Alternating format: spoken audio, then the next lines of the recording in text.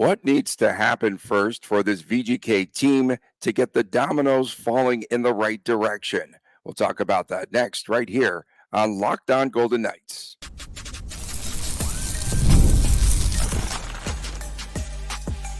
You're Locked On Golden Knights, your daily podcast on the Vegas Golden Knights, part of the Locked On Podcast Network, your team every day. Hi again, everyone. Tony Cardasco, Chris Golick from Las Vegas. Thanks for making us your first listen every day. Find us wherever you get your podcast, and please subscribe to the Locked On Golden Knights YouTube channel. We are brought to you today by Gametime. Download the Gametime app today. Use the promo code LOCKEDONNHL. You'll receive $20 off of your first purchase. Please, Chris. Please. Did you hear? Linus Ullmark say "Take care"? I did. I sent you that promo. Yeah, he was watching the show. He was learning the Vegas lingo in case it happened here. I was coaching him.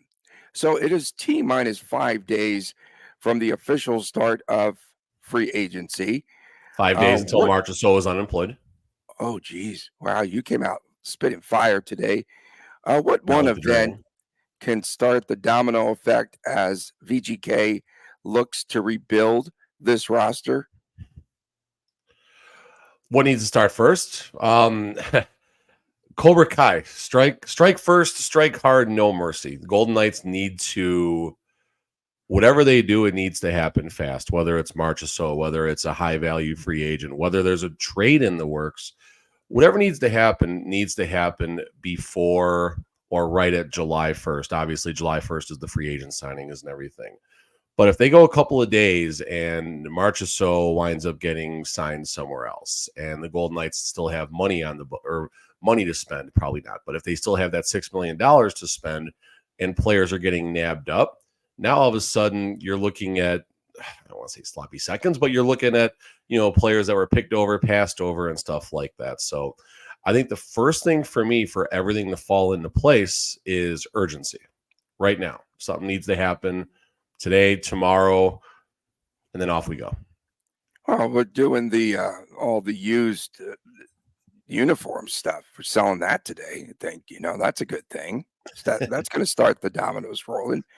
Shouldn't VGK first and foremost tell the players, like they notified Anthony Matha, whether the team is going to re-sign them or not, so that those players can advance and go out and try to find some work there for this upcoming season?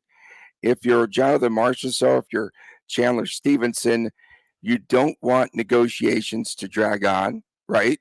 You need to get the money first and foremost. And I agree with you about that sense of urgency. But I think this has to happen immediately, so those players are aware. You need to clear all the cap space, and you need to be prepared to sign whomever you're going to sign. And the way that I think the pecking order should go, I think they need that one name player that's going to attract fans and fan interest, Marner, and maybe like up to three complementary players. You need the one scorer that's going to help you consistently, and then you need to sign 3 complementary players that are going to be everyday players for this club. So that's why we talked about Patrick Kane probably 2 weeks ago, and I didn't really dig that, honestly. Rangers. Yeah. But just point is, he's a player that can score. Yes, he's old. I understand the situation. But he's a player. We're assuming Marchessault is out of the picture when we talk about a new player like that coming in. Patrick Kane might score 50 points. He might score more if he's healthy for, a full, 70, 75, 80 games. That would be the hope. But if he gets 50 points some way, somehow, I think Kane would have done his job with the Golden Knights. But the nice thing about Kane is he comes with probably a $2.5 to $3.5 million AAV, depending on how the term and everything gets worked out. That still leaves the team $3-ish, $4 million, depending on what the final cap hit would be, to look at 1 or 2 or 3 free agents, to figure out what they're going to do with Yuri Patera. I think Dorofeev still needs another RFA contract. I could be wrong on that one. He does. Caden Korzak still needs his RFA contract. RFA, those two, correct. So, you have some room to work with and things like that. And that's why we talk about the urgency. If they all of a sudden, like let's say today it comes out, Korzak, Patera, and I forgot the other one already. All the RFAs get their contracts today or tomorrow. Now that's really interesting because now the Golden Knights are down to, $2.5 million in cap space to work with. If there's going to be the Marchessault extension, there has to be a $5 to $6 million player traded. You're going to look at players, of course, like Braden McNabb and Shea Theodore. That's where everything is going to start. But I mean, Friedman the other day puts it out there, expect to see the unexpected, expect things happening during this free agency period and trade cycle that you maybe haven't seen. It could be like a basketball deadline and stuff like that, where just, crazy stuff happens. Even football's been getting a little more active, as there's been some good baseball trade deadlines. This might be a similar trade deadline type of moment, but in the off season. Yeah, it's going to get real hairy around here this weekend. Everywhere, not just Vegas, everywhere, but yeah. Well, Vegas because they're all here. Okay, yeah. And Carrier, do you agree? Consensus: Carrier gone, Amadio gone, Martinez gone. Carrier and Amadio were reportedly also notified the same time when Mantha was notified like 40 days ago that they were not going to be returning to the Vegas Golden Knights. Martinez, I think both sides maybe just have an agreement to wait and see. We don't know if Martinez is going to announce his retirement, number one. I don't think that's going to happen at this point. Maybe it is, maybe it isn't. I get the feeling that Martinez might be the one saying, hey, let's just kind of see what comes in and what comes during free agency. And I don't think Martinez is looking to bid people up or anything like that. I think he's looking at an opportunity. And if other front runners don't come calling or a place where he really wants to go, he might be willing to ride out in Vegas, for another season or two at close to a league minimum. If that's the case, you find a way. You find a way to keep Martinez in this lineup. As far as Stevenson, he's probably the least talked about. I don't agree that he should be back, though. They need some fresh legs. They do. I don't. At a minimum contract, you find a way. Anything beyond a minimum contract, it's future. It's a good luck in your future endeavors. Back to Stevenson, we don't even talked about Stevenson. Like he's the quietest free agent, and he had a quiet, okay season. It wasn't as good as the last couple, but if Marchessault doesn't get extended, I don't want the team celebrating extending Stevenson. No disrespect to Chandler Stevenson. I just don't think about what? At about $5 million now? $5 million should be his number. I think that's going to be the going rate. I think he gets it in the first hour of free agency. Honestly, I think if he knows by now he's not coming back, I think something happens. Back to the Marchessault side, I think no news is probably good news. I only mean good news as in an extension has been negotiated, but I think by now Marchessault would have been talking through the media if they probably have looking good. They probably have the gag order in effect. Oh, yeah, because Marchessault, I'm sure, would be the first one to say, if McCrimmon said, don't talk about the contract, I'm sure Marchessault would say, okay, and just walk away. No. Marchessault would say something, or if things were starting to go sideways, I think on the Golden Knights side, I think they would have reported something maybe to keep the fans a little less on edge too. So no news, I think, is closer to good news than bad news as far as least the two sides actually sitting down and trying to hammer this thing out. But again, $6.2 million. That's what the Golden Knights have today, right now, this second to spend. His AAV, I don't think, is going to be 6.2. If it is 6.2, then McCrimmon fleeced another free agent. Good job. Decide once and for all, I think. So we're talking urgency, announce to the players that they're gone and start filling those gaps. Urgency. I think the fans, there's a lot of fan anticipation. And that first signing, I think, has to be a good one. And then also, I was just going up and down the roster last night, and this is an organization that needs to decide once and for all if Brendan Brisson is going to be an everyday player. I think it's at that juncture. Brisson, I'll start by saying I don't think Brisson has anything to gain at this point in the AHL. If that's what the path is, then so be it. But I mean, you look at him and Grigory Denisenko are two players to really compare as far as what the AHL is doing to them and where their careers are at. Denisenko, I think he's still only 23 years old, 24 years old. a lot of upside, but Denisenko has had multiple opportunities with the Golden Knights last year. He's had chances with the Florida Panthers to crack their roster on a somewhat regular basis. Denisenko, AHL, roughly a point per game player, pretty close to that range. But you always don't see these point per game AHL players just shifting to the NHL and having everything working out for them. They find it very difficult sometimes. Brisson is around what Denisenko does in the AHL, maybe even a little bit less of a score in the AHL than what Denisenko does. But Brisson at least has come here. I think he got 2 goals last season, chipped in a couple of assists, but he at least looks the part when he's out there on the ice, where Denisenko doesn't necessarily look the part. So upside is certainly significantly greater for Brendan Brisson, and I am with you. I think now is the time, at least let him break camp as an everyday player, and then who knows? I mean, the trade deadline will come, and people get shuffled around, and we record another show about players getting buried in Henderson, which Oh had good boy. numbers apparently. So let's do that. Yeah, Let's do I it. guess that show exploded for some reason. The other thing that I really want on my wish list is, and I can't say this enough, sign an experienced goaltender. And I feel as though at least one of the 2 goalies, Logan Thompson, is going to be moved, has to be moved. I think they need to revitalize and re-energize that position here. The problem is, Tony, right now you have Aiden and Logan making a combined 5.7, 5.6 Yeah, something, I think is the yeah. actual number. So I don't see the Golden Knights moving on from Logan while increasing their cost for the position. I know Logan, we've had our discussions about where we feel he is in the grand scheme of things as far as the future looks. If the team, I'll go on the other side of this now. I'm with you on there needs to be another goalie in the picture. I think Logan has the higher upside of he and Aiden Hill. Talked to someone on Twitter yesterday about this. Aiden Hill in 7 seasons once got to 35 appearances last year. Logan Thompson in his first 2 full seasons as an everyday NHLer, everydayer, I think he was 37 and 45 appearances. Their save percentages were within, I want to say, 2 100ths or 2 1,000ths of a point. Their goals against are within 2 100ths of a point from a career perspective. They're the same goalie. They're the same goalie statistically. I know there's intangibles that separates the two, but at the end of the day, they're the same goalie. So my perspective would be to look at options involving Aiden Hill. Whatever the return is at this point.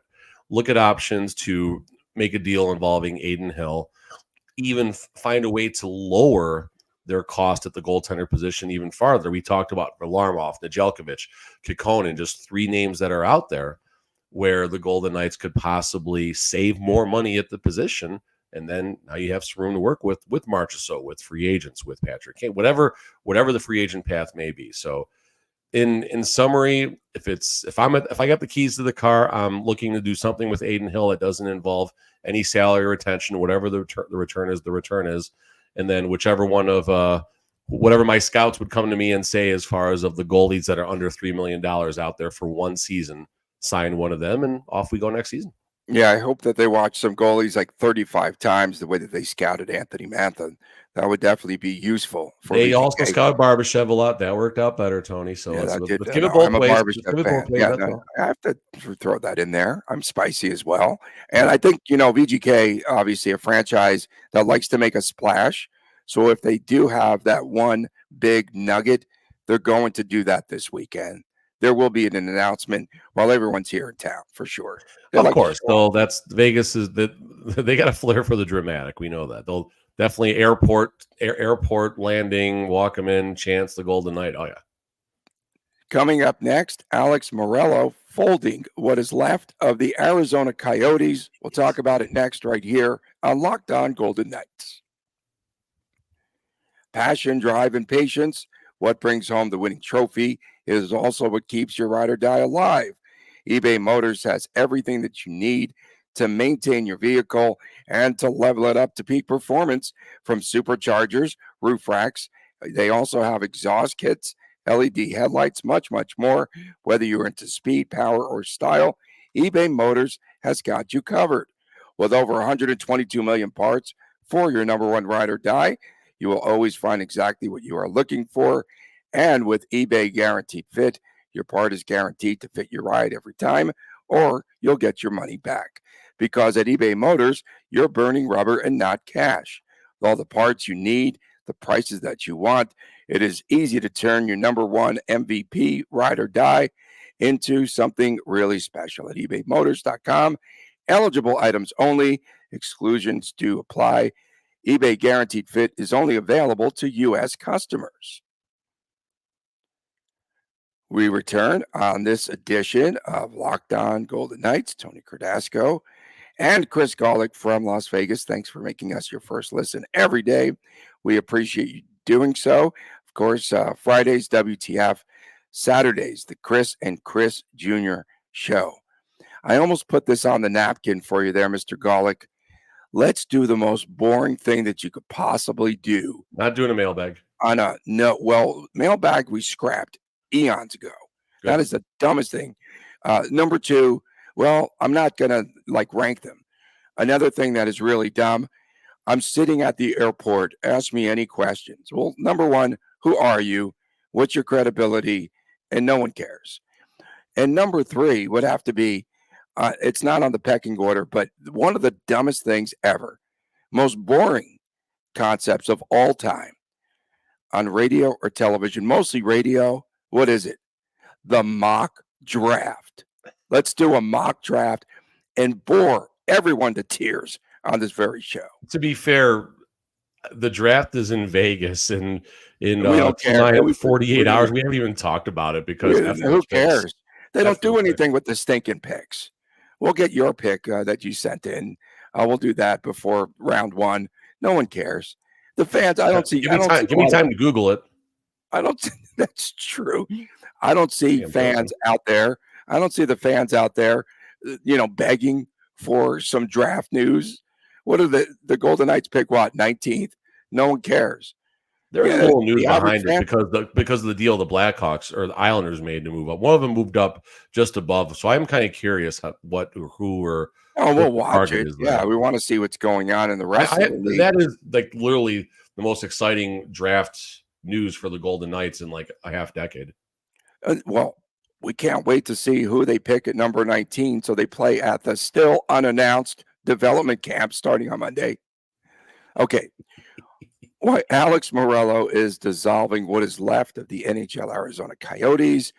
First reported by Phoenix Sports or PHNX, he has not given up moving the AHL Roadrunners to Reno, as reported here by me. Remember? I had a source. Remember? Told you this was going to happen. You did, Tony. Yes, I have. You talked about 3 years ago, dude. No, that was actually when they announced it was in the fall, I think, mid-fall, late fall, when they were talking about building this arena. Lo and behold, I run into a source who is very close to the situation, and that's exactly what this person told me more than 6 months ago. You only get that stuff here. You don't get stinking mock drafts here, but we'll give you all the other pertinent news. So question, Bill Foley owns the rights there to that region right now, television rights. So yes, what becomes of that area? How long will it take to get expansion there? How long till they build a new arena? Are we looking at 2027, 28, 2030? We're talking about the AHL still, or are you No, I'm back to Phoenix. Sorry, I'm bouncing today. Meruelo's the situation with Meruelo is a joke, and I've actually was just post. So here's the thing. You tweeted something on the I just tweeted something right now. I live tweeted. Okay, what was it?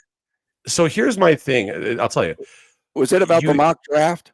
It was a mock draft mailbag at the airport. No, so here's what I don't understand. The Arizona, I forgot the terminology, but whoever canceled this land auction. The issue was recently confirmed that the proposed arena will require a special use permits. As a result, they're requesting that the applicant, Meruelo, receive a special use permit prior to the auction. Okay. So here's what I just did. Arizona State Land Department. I looked up the cost for special use permits. I don't know which one they need. There's a bunch of them in here. There's special use, public, whatever. The most expensive one is $2,500. And all of a sudden, boom, this land auction is canceled over a special use permit. So who here is lying? Is it Arizona because, oh, you don't got a permit. Sorry, we're done.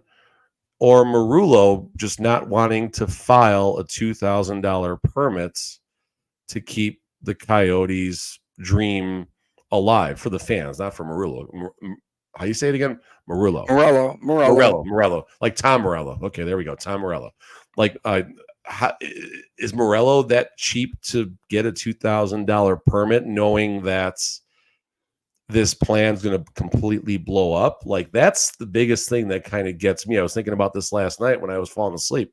How much can a special use permit be? So that's where I'm starting the bidding here. I'm sure I'll get a lot of chances to call Meruelo an idiot in a little bit here. So go ahead. Okay, no, but can we apply for that special use permit? Remember Wayne's World when they had to cross all the T's and dot all the lowercase J's. Morelo's decision came after that Arizona State Land Commission canceled an upcoming auction for the plot of land, as you mentioned, where Meruelo was hoping to build a $3 billion arena. It was Morelo's hope, at least through the media, the entire city, apparently, to bring an expansion team to Phoenix. And the thing about Meruelo is, remember, he promised all of this stuff to the NHL, and he never delivered one iota of it. And Gary Bettman was getting so frustrated, and finally just goes, okay, that's enough. We've had enough. We're going to sell the team. We're going to move it to Utah. We're going to give them a stinking name that makes no sense, and that's it. And you can't see the games anyway from inside the arena. Now the NHL has to find another owner, right? And meanwhile, who's going to go? Who? Well, it's going to be an expansion team, and you're going to have a good, solid. What owner wants to even mess with this market, though? Well, because I'll tell you why. Because I think last I saw, it's number 5 television market.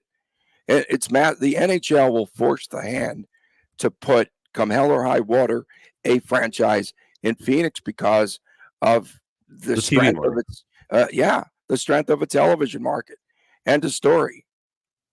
No, and that's a fair look. It really is. The NHL will force it, but you're still going to need a billionaire or someone who represents a lot of millionaires who are about to be billionaires for this to happen. And you look at all the turmoil, all the concern, maybe a group comes in and wants to be the hero of the day, and boom, here we are. We're here to be the saviors. And it does seem kind of like a layup right now if they find the right place to do the stadium, whether it's this complete city that they want to build, like their own Summerlin with a professional sporting complex, or wherever it is around that metropolitan Phoenix area.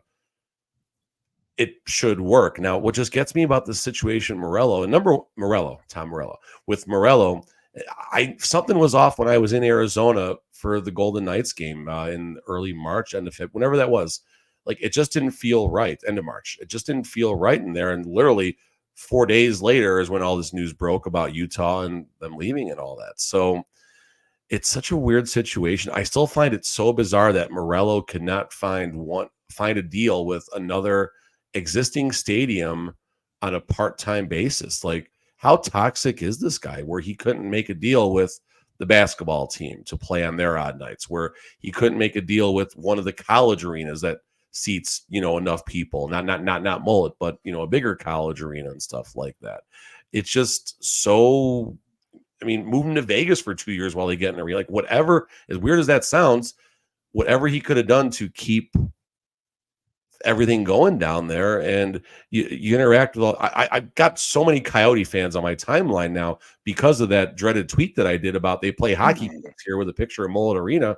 But I thought you got all those followers from the mock draft. No, the mailbag. The But mailbag. what was nice is a lot of them helped educate me about the situation, some a little more aggressively than others, but I'm glad that tweet came out because it's really gotten me as part of, in the loop about what's been happening. And there's one X factor. Meruelo is a POS who's going to get $1 billion benefit for running that franchise into the ground. Yeah, that's right. He got That's $1 billion. Good business. Good business. $1 billion to sell the franchise to Salt Lake. Now he has to return the team's marks, logo, name, and territorial rights back to the NHL. It would be, it would be more fun. Oh boy. A mock draft by the NHL Board of Governors. They don't know anything about any of the players. I think that would be a lot more fun. They're meeting tomorrow, I suspect, here in Las Vegas to talk about expansion. That will be on the docket. It has to be near the top of their list. It does. How about a mock expansion draft? A mock Coyotes expansion draft 4 years from now. Let's put one out right now. Let's do it. I think we should do that. But special edition of Locked On. Coming up next, the Hockey Hall of Fame class of 2024 was announced yesterday, and one inductee has a Golden Knights tie-in. Had to go there. Back with more right after this on Locked On Golden Knights. Fans, take the guesswork out of buying tickets for the NHL draft here in Las Vegas this weekend. Download the Gametime app today, create an account, use the promo code LOCKEDONNHL, and you will get $20 off of your first purchase. I took a look at some of the prices. I think I might buy a Gametime ticket and go out there to the Sphere on Saturday. And the tickets all in, the seats that I had. And again, in the Sphere, it's better to sit up higher. Do that. Take my little tip there. Gone to a couple of concerts there. And you will see everything, all the projections. Yesterday, the Sphere teased us a little bit, and they put out some of the graphics that they're going to use and all that. And you can also hang out for the cheapos. The cheapos can hang out outside the Sphere, the Exosphere, or whatever the heck they're calling it. You can watch the draft outside as well and roast in 110-degree temperatures.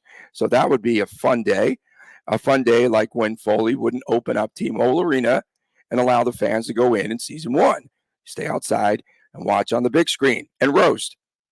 Terms apply. Again, create an account. Use the redeem code LOCKEDONNHL. You will get $20 off your first purchase. Download Gametime today. Last-minute tickets. Lowest price guaranteed. Back on this edition of Locked On Golden Knights, Tony Cardasco. We're really opening the outside for that. That'll be fun. They're doing a mosh pit outside. The mosh pit, it's going to be awfully nasty. But Thursday night might be kind of cool to be out there. I mean, I saw Chris Chapman post that he walked his dogs at 4 a.m. It was already hot outside. I went outside to take some garbage out already. No. Hots. How long do you have to be out of the game of hockey to be elected or nominee into the Hockey Hall of Fame? Shea Weber, that former VGK LTIR great. 2 years left on his contract. But they shipped him. Okay, so he was shipped to Arizona. So he's still the property of Arizona? Is that how he ended his career? So does he go with Meruelo or Utah? I just wonder, is he going to go in wearing a Utah Hockey Club jersey? Be pretty funny. I think he's wearing a Golden Knights jersey, definitely. They need to make one of those busts to commemorate this, give it out in preseason. That would be pretty funny, actually. Of course, everything's funny around here, bro. I'm on the medication today for this cold. It's funny. Everything's funny to me. You know what's funny? I know we're going to talk about Jeremy Roenick. I just looked up his hockey stats on HockeyDB. He's played for the Hawks, the Coyotes, the Flyers, and the Sharks. They have him wearing a Sharks jersey in his HockeyDB yearbook photo. That's gross. That's hilarious. Cool. Oh, oh man, sorry about that. How about this? Ken Campbell. When you think about it, the scribe, he's a super writer. When you think about it, it's hard to believe we live in a world where Shea Weber where Shea Weber is a first ballot Hall of Famer and Alex McGillney is 0 for 15. And then they were talking about one of the inductees, David Poyle, I guess. He's a member of the selection committee, and he gets voted in. What in the world's happening here? And then let's pick two women. Huh? Let's just pick two women who played at the University of Minnesota and induct them. I'm glad that there's two women going in, but I just don't understand what was the criteria. This thing's got, holy smokes, this is rigged. This whole process is rigged. McGinley, he is a Stanley Cup winner in '99. First of all, I mean, only 12. Looks like he was a rental, but still, he's a Stanley Cup winner. That's certainly something that bears significance. McGinley, 990 games played. He had those 10 more games, bro, I guess. But 990 regular season games played, 1,032 points, and a Stanley Cup winner. Been in the playoffs, half his 124 playoff games. How does Weber match up? 86 points. In his career in absentia between Arizona and Utah. I mean, Weber's a defenseman, so that's going to make it a little bit different. But he's got decent numbers. 1,038 games, 589 points, 97 playoff games, 42 points, a shot a million miles an hour. I mean, I don't know, Preds, Canadians, no Stanley Cups, did great in the WHL. I mean, I don't know. I don't look at Shea Weber's numbers as, oh my God, they fly off the chart. I'll take a second to talk about Jeremy Roenick. Isn't there like a 5-year rule or something? How long do you have to be out of the league? Well, he's been on the LTIR for 5 stinking years. Well, maybe he's setting a record for LTIR. Maybe that's part of the what's it called? Criteria. Part of the criteria. So I mean, pardon me. Looking at Jeremy Roenick, I mean, that was the first player that I think grew up and just kind of became attached to as a young hockey fan. I mean, watching number 27 out there, he was just a little bit different. He had that swagger about him. He was a power forward, but he had speed, had the hair thing going, but wasn't afraid to muck it up and get in a fight and stuff. And certainly a lot of sandpaper and a lot of grit. JR, 1,363 regular season games, over 1,200 points, another 150 playoff games, 122 points. No Stanley Cups, though. So, I mean, I wonder how much weight there should be in, for maybe a fringe borderline type of player, where the Stanley Cup ranks in importance. And I understand the Alex McGinley fallout because his stats on a per game basis were better than JR's. Not that JR's career is any less because of that, but we live in a society where it's judgmental, and that's the criteria about giving accolades out. Yeah, hockey is for everyone. Hockey's for everyone. Did I ever tell you about the time at the Hard Rock at the Center Bar where I had one of my friends who was a motocross guy? I go to the restroom, I come back, and my buddy Mad Mike Jones has somebody like this, like by their collar, and they're about to throw hands. So I got to break it up. On the other side, 4'7" of you got to break up a fight. Okay, keep going. On the receiving end, Chris Chelios. So Chelios and Mad Mike would go to the Hard Rock. He'd say, I'm staying at the Hard Rock, but he wasn't staying at the Hard Rock. He was actually staying in his camper in the parking lot at the Hard Rock. So I go inside. Tony, you pick him.